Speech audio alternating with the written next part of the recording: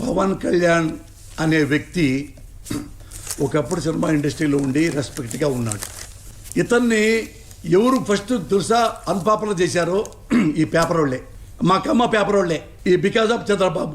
ఆంధ్రజ్యోతిలో ఫ్రంట్ పేజీలో, Andhra Jyothi front page ఈ రాధాకృష్ణ అనేవాడు ఏందో తెలుసా, పవన్ కళ్యాణ్ భార్య, పవన్ కళ్యాణ్ ఇంకో భార్య, ఇవన్నీ బొమ్మలేసి అతని గురించి అలా అవమానకరంగా రాశారు. ఒక అమ్మాయి ఇంటర్వ్యూ తీసుకుని, అది పవన్ కళ్యాణ్ అనే వ్యక్తికి పర్సనల్ మ్యాటర్ కదా, అది పర్సనల్ మ్యాటర్ కదా. ఆయన భార్య, ఆయన కుటుంబం, ఆయన వ్యక్తిత్వం, ఆయన విలువలు, ఆయన ఇష్టం. అది నీకే సంబంధం.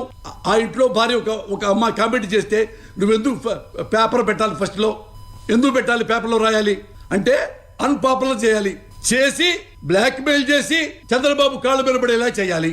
లేకపోతే ఎక్కడ పవన్ కళ్యాణ్, ఎక్కడ అవినీతిపరుడైన చంద్రబాబు నాయుడు ఎంత హానెస్ట్గా ఉండేవాడు మొన్నటిదాకా. అందుకని ఈ కాపులను తీసుకెళ్లి చంద్రబాబుకి ఇస్తాడా? ఆయన చేతిలో ఉందా? కాపులు అనే వాళ్ళకి ఇండివిజువాలిటీ లేదా? వ్యక్తిత్వం లేదా? వాళ్ళు చదువుకున్న వాళ్ళు ఉన్నారు, ప్రొఫెసర్లు, డాక్టర్స్, పెద్ద పెద్ద వాళ్ళు ఉన్నారు, ఇంజనీర్స్, లాయర్స్, పెద్ద పెద్ద వాళ్ళు ఉన్నారు. ఈ కాపులు ఎందుకు ఇస్తారు చంద్రబాబు నాయుడికి? ఎన్ని మోసాలు చేశాడు అంటే ఫస్ట్ ఏమన్నాడు, మన కాపుల్లో ఎవరు ముఖ్యమంత్రి లేడు, రావాలి అని కదా వచ్చావు పవన్ కళ్యాణ్. ఇప్పుడు సడన్గా వచ్చేసి నేను ముఖ్యమంత్రిగా పనికిరాను, చంద్రబాబు పనికి వస్తాడు. నువ్వు పనికిరావు, వదిలేసాయి. కాపుల్లో ఇంకా వేరే లేరా? కాపుల్లో నీకంటే గొప్పవాళ్ళు లేరా? నీకంటే చదువుకున్న వాళ్ళు లేరా? నీకంటే బుద్ధి గలవాళ్ళు లేరా? ఉన్నారు కదా. ఇంకొకటి పెట్టు కాపులో ముఖ్యమంత్రిగా.